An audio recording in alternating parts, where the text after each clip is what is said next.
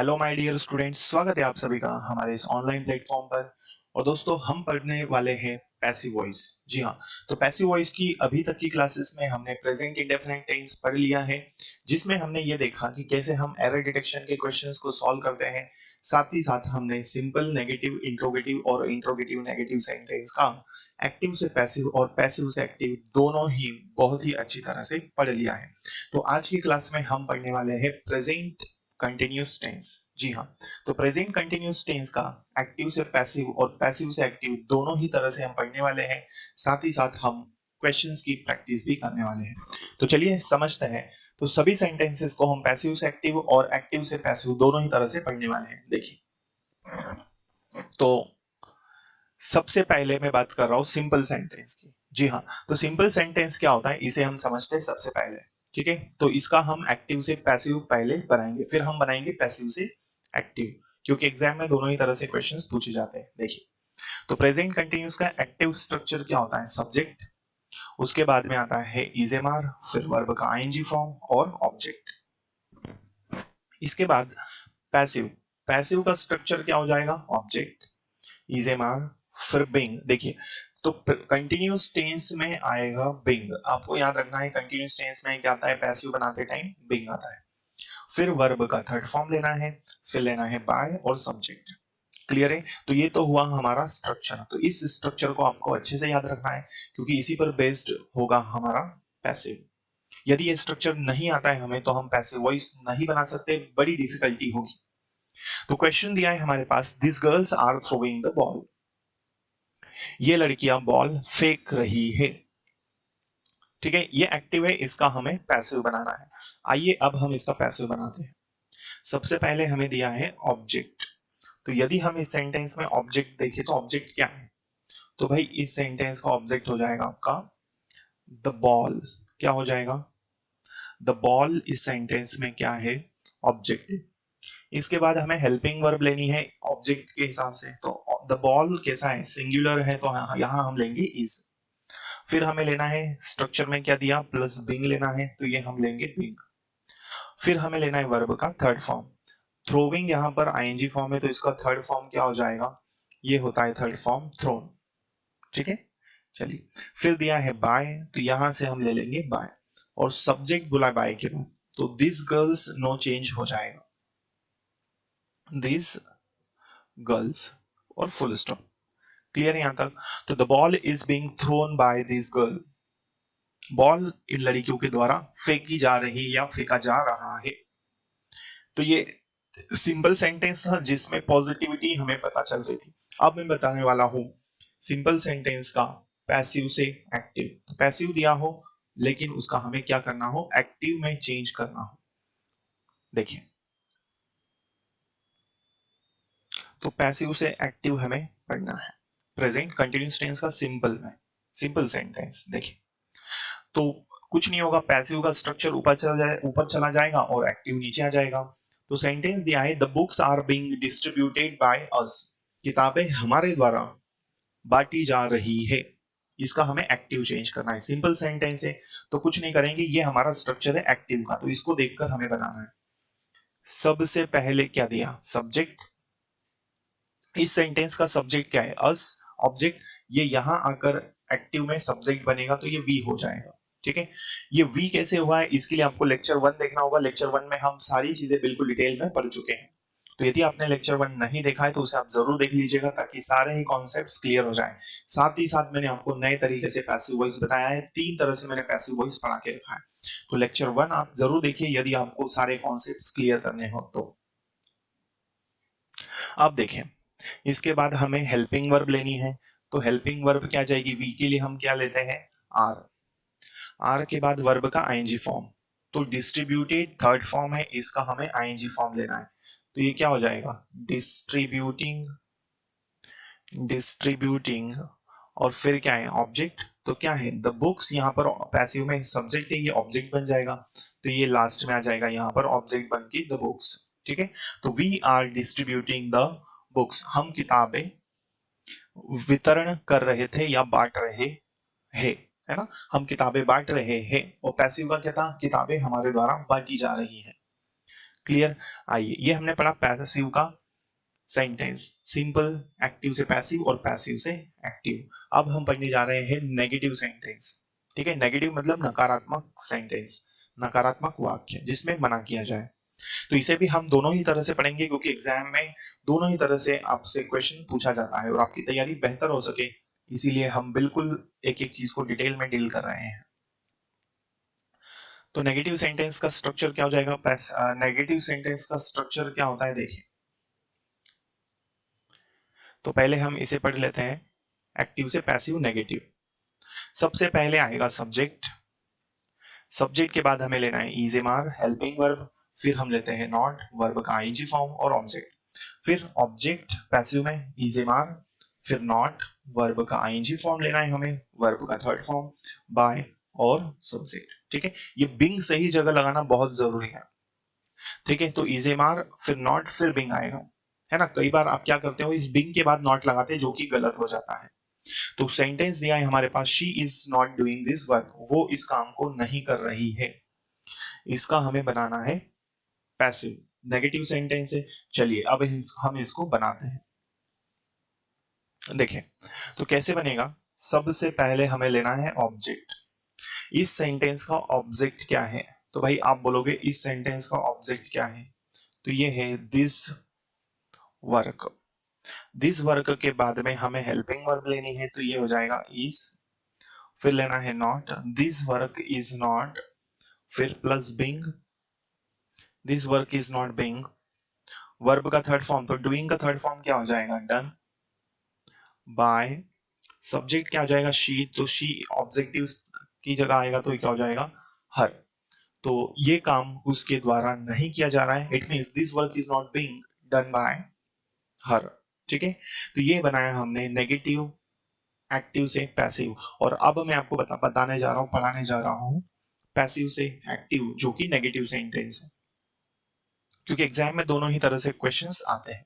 देखिए तो इसमें भी वैसे ही हो जाएगा कि भाई पैसिव बोला है तो पैसिव का स्ट्रक्चर पहले लेंगे और उसके बाद में एक्टिव का लेंगे। तो पैसिव से एक्टिव बनाना है नेगेटिव, तो इसमें भी स्ट्रक्चर क्या हो जाएगा, subject plus is am are, फिर नॉट, फिर बीइंग, वर्ब का थर्ड फॉर्म और ऑब्जेक्ट। और पैसिव में क्या जाएगा, ऑब्जेक्ट फिर इज एम आर फिर नॉट, फिर उसके बाद में बीइंग और फिर वर्ब का थर्ड फॉर्म और फिर क्या जाएगा, फिर आ जाएगा बाय और फिर सब्जेक्ट। ठीक है, यहां हम क्या लिखेंगे, बीइंग। ठीक है, चलिए तो पढ़ते हैं आगे, समझते हैं। तो हमारे पास जो क्वेश्चन दिया है, the T shirt is not being washed bye you, the T shirt is not being, the T shirt is not being. ठीक है, तो ये है, इसको हम बनाएंगे पैसिव में। देखिए तो एक्टिव से पैसिव करना है, वो हमने पढ़ लिया। अब पैसिव से एक्टिव, तो सेंटेंस दिया है, the T shirt is not being washed bye you, T shirt तुम्हारे द्वारा नहीं धोई जा रही है। सबसे पहले हमको क्या करना है इसमें, तो हम लेंगे सब्जेक्ट। तो इस सेंटेंस का सब्जेक्ट क्या है, यू है। यू यदि अभी ऑब्जेक्ट की जगह सब्जेक्ट में आएगा तब भी यू ही रहेगा। यू के बाद हमें हेल्पिंग वर्ब लेनी है, तो क्या लेंगे, यू के साथ क्या लगता है, आर। आर के बाद हमें प्लस के क्या लेना है, नॉट। नॉट के बाद बिंग, तो ये हमने लिया बिंग। इसके बाद में क्या यूज करना है, वर्ब का थर्ड फॉर्म। वर्ब क्या है इसमें, सॉरी ये हमें बनाना है क्या, पैसिव से एक्टिव करना है। तो एक्टिव में बिंग नहीं आता है, एक्टिव में क्या जाएगा, आईएनजी फॉर्म आएगा। ठीक है, तो यहां पर थोड़ा सा हमें सुधार करना है, यहां पर बिंग नहीं आएगा, यहां पर वर्ब का आईएनजी फॉर्म आएगा। ठीक है, तो हमने इसको फिर से ही पैसिव में ही बना दिया, कोई बात नहीं, फिर से बनाते हैं। देखिए तो यहां तक हमने पढ़ लिया था इसको। देखिए तो कैसे बनेगा, एक बार और समझिए। तो नॉट हमने ले लिया था यहां तक,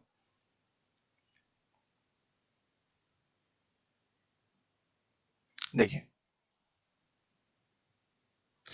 तो यहां हमने यू लिया, आर नॉट, और फिर हमें वर्ब लेना है, वर्ब का आईएनजी फॉर्म। तो यहां ये क्या हो जाएगा, वॉशिंग। वॉशिंग के बाद में हमें क्या चाहिए, ऑब्जेक्ट। तो ऑब्जेक्ट क्या है बेटा इसका, द टी शर्ट। तो यहां हम लिख देंगे द टी शर्ट। ठीक है, तो तुम टी शर्ट नहीं धो रहे हो और टी शर्ट तुम्हारे द्वारा नहीं धोया जा रहा है। क्लियर है यहां तक? चलिए, तो मैं समझता हूं यहां तक की सारी चीजें आपको समझ में आ चुकी होगी। इसके बाद हम पढ़ने वाले हैं इंट्रोगेटिव सेंटेंस को। उसे भी हम एक्टिव से पैसिव और पैसिव से एक्टिव दोनों ही तरह से पढ़ने वाले हैं। फिर हम एक क्वेश्चन लेंगे, क्वेश्चन को सॉल्व करेंगे। ठीक है, चलिए, तो देखिए एक क्वेश्चन हम ले लेते हैं यहां पर, फिर हम इंट्रोगेटिव सेंटेंस को बनाएंगे। तो क्वेश्चन दिया है, dear students, the old man is not ringing the bell. तो बूढ़ा आदमी बेल नहीं बजा रहा है। तो इसे हमें बनाना है। देखिए, तो सबसे पहले हम क्या करेंगे? ठीक है, सबसे पहले आपको पैटर्न पहचानना है ना? सबसे पहले पैटर्न पहचानना है कि एक्टिव में है कि पैसिव में है। तो ये सेंटेंस हमें दिया है एक्टिव में, इसका मतलब ये है कि हमें पैसिव में बनाना है। अब दूसरी बात हमें ये भी समझनी है कि इसका टेंस कौन सा है। तो देखिए, इज दिया है, इज के साथ आईएनजी दिया है, इट मींस ये प्रेजेंट कंटिन्यूअस टेंस है। तो हमें भी प्रेजेंट कंटिन्यूअस में ही बनाना है। अब क्या करना है? सेंटेंस का टाइप पहचानना है। तो सेंटेंस का टाइप जो है वो नेगेटिव सेंटेंस है, तो हमें भी नेगेटिव में ही बनाना है। इतनी सारी चीजें कंफर्म करने के बाद ही आप बनाइएगा, नहीं तो गलत हो जाएगा।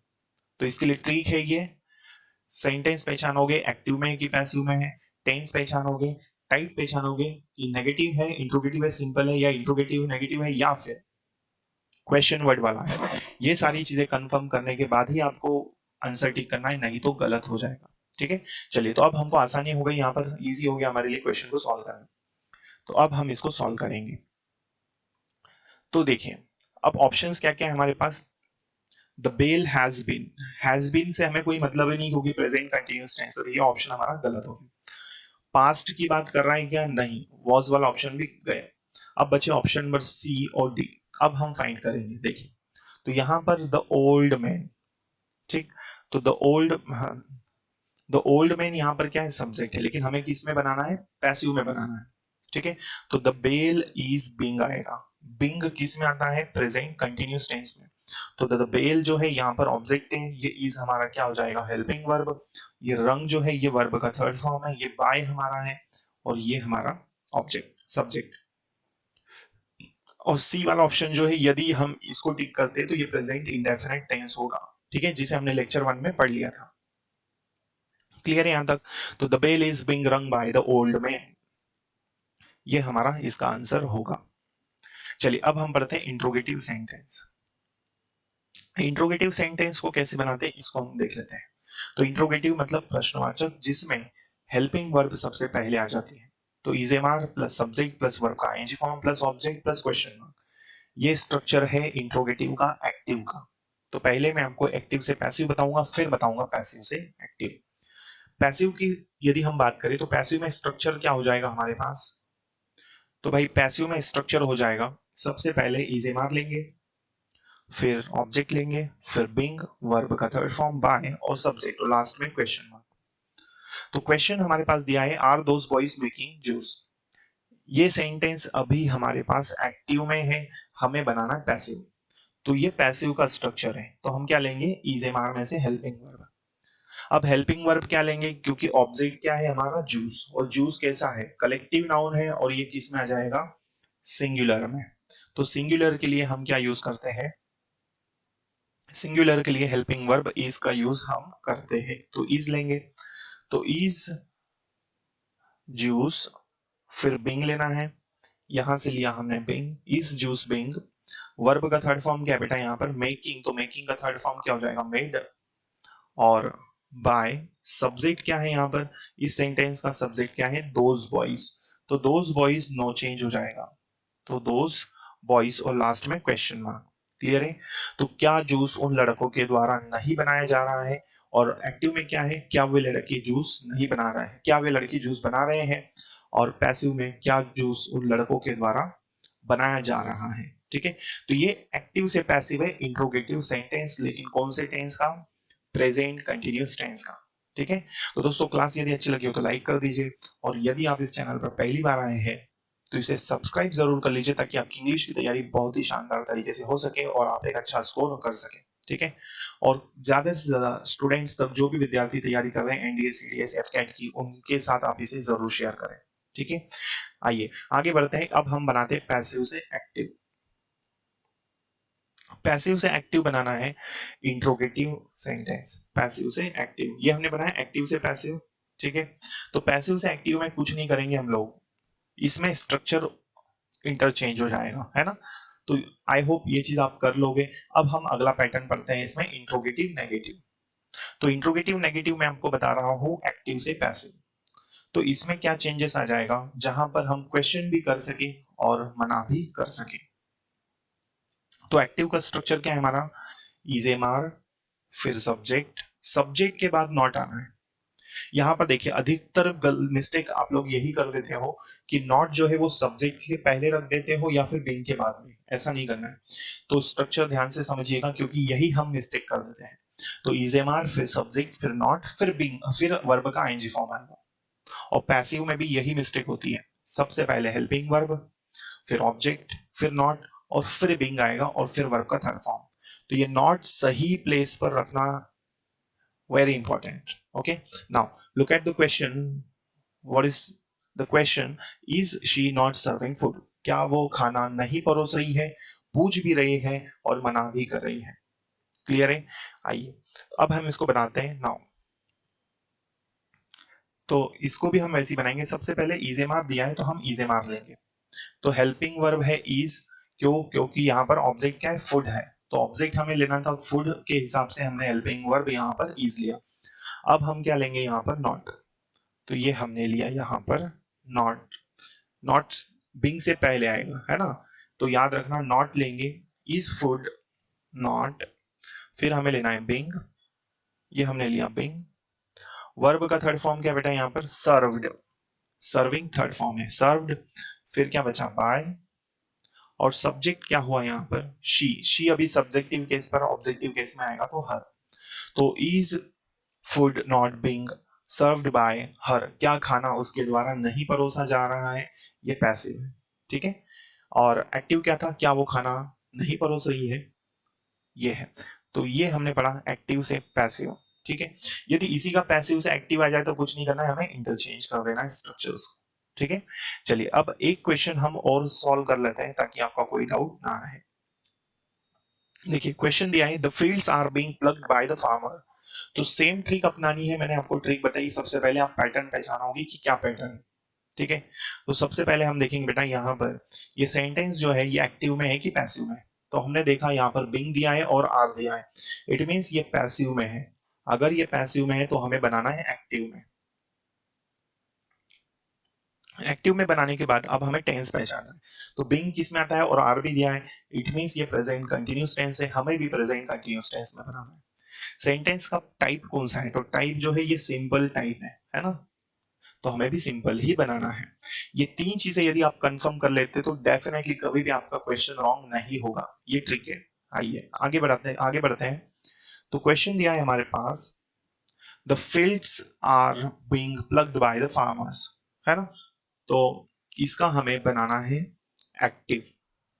तो टेंस कौन सा है, प्रेजेंट कंटीन्यूअस टेंस। तो चलिए ऑप्शंस देख लेते हैं। फर्स्ट ऑप्शन दिया है the fields have been plugged by the farmers. तो ये नहीं होगा क्योंकि इसमें हैव दिया है, तो प्रेजेंट परफेक्ट टेंस ये रॉन्ग। फिर the farmers have been plugging the field, wrong, it's completely wrong. Now option number C, the farmers are plugging the field, ये हो सकता है। और डी वाला देखिए ये भी गलत है, the farmers have plugged the field, present perfect tense, wrong. So option number C is our answer, the farmers are plugging the fields. Clear है। तो ये हमारा राइट आंसर होगा। आई होप ये सारी चीजें आपको समझ में आ चुकी होगी। तो आने वाली क्लासेस में हम और भी पूरे चैप्टर को कंप्लीट करने वाले हैं। प्रेजेंट परफेक्ट टेंस को हम सिंपल नेगेटिव, साथ ही साथ हम इंट्रोगेटिव नेगेटिव सेंटेंस को एक्टिव से पैसिव और पैसिव से एक्टिव दोनों ही तरह से आपको पढ़ने को मिलेगा। तो यदि आप इस चैनल पर पहली बार आए हैं तो इसे सब्सक्राइब कर लीजिए दोस्तों, ताकि आने वाली क्लासेस के नोटिफिकेशंस आपको मिल सके और आप अपनी इंग्लिश की तैयारी को एक बेहतरीन दिशा दे सकें। साथ ही साथ ज्यादा से ज्यादा स्टूडेंट से इसे आप जरूर शेयर करें। Thank you so much. जय हिंद, जय भारत।